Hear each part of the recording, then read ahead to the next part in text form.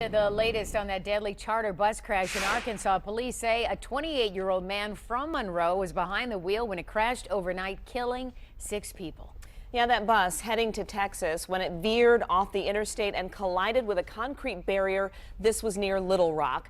7 Action News reporter Jane Park joins us live in Monroe, where the bus left yesterday. 22 people on board, Jane.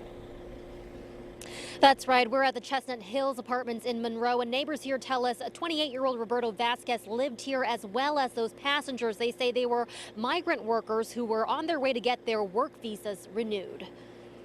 Neighbors learned Friday afternoon the charter bus that crashed near Little Rock, Arkansas overnight was the same bus that left the Chestnut Hills Apartments in Monroe Thursday morning.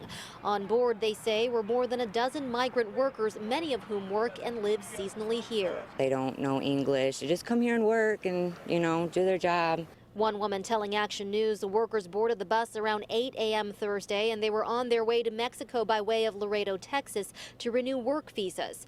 Arkansas State Police say the 40-foot bus crashed into a bridge abutment on I-40 around 1 a.m. Friday, just outside of Little Rock.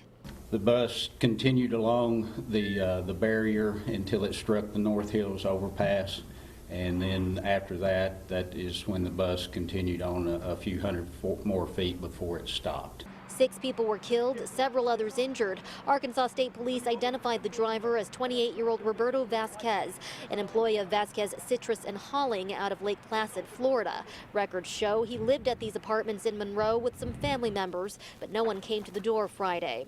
The owner of Continental Charters in Detroit says he sold the bus to a Juan Vasquez last Saturday. He told me he needed the bus to run down to Florida to take people from, I guess, the area around Detroit area here down to Florida or down to Texas. That's all he told me. The wrecked bus still reads Continental Charters. Action News was unable to reach anyone at Vasquez Citrus and Hauling for comment.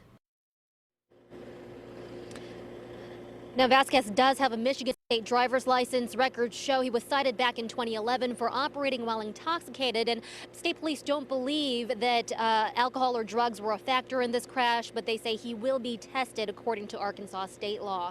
Live in Monroe, Jane Park, 7 Action News. All right, Jane, thank you much. Police